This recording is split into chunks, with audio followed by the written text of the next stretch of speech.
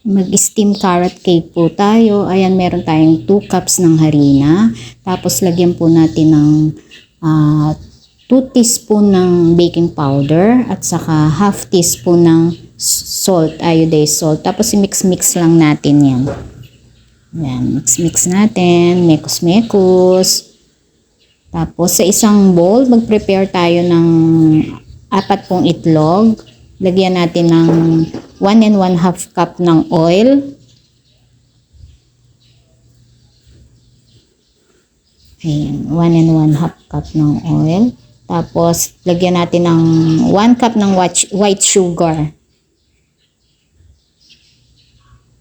Mix natin yan hanggang malusaw yung white sugar. Mix natin. Ayan, may dumating na akong mahilig din pong makihalo-halo. Si Baste, makihalo-halo sa pag may nagluluto. Ang ating mabait na si Baste. Tapos dagdagan natin, kung may brown sugar kayo, another 1 cup ng brown sugar. Eh dahil wala kaming brown sugar, wash sugar na lang po yung nilagay ko.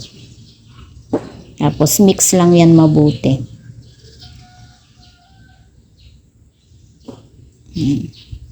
Pagtiyagaan lang nating haluin hanggang malusaw po yung asukal.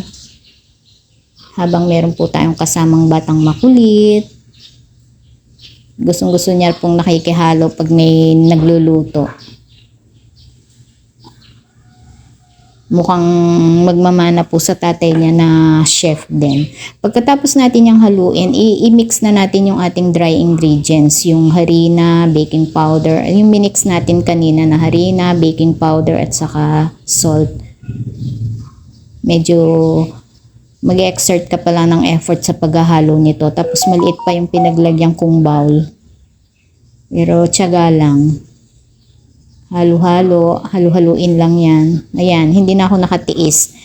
Hindi na yung transfer ko na po siya dun sa kung saan nakalagay yung ating dry ingredients.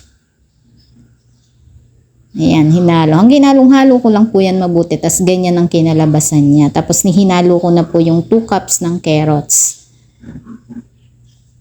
Medyo maraming carrots pero mas masarap po kasi yan. Maraming grated carrots.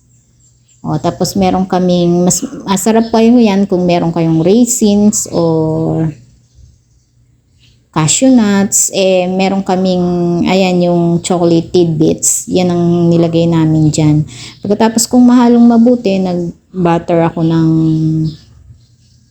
pan. Ganyan lang kalaki yung pan. Since i-steam naman po natin yan, nakapagsalin ako sa ganyang size ng pan. At pagkatapos yung 3 lyanera pa. Ayan, yan yung nagawa ko dun sa ingredients na meron ako. Saka ko po siya in-steam. Ayan. May steam ko na, nilagay ko sa toaster para medyo mag-brown yung ibabaw. Kaya nung maluto na, ayan na po siya. Ang ating steam carrot.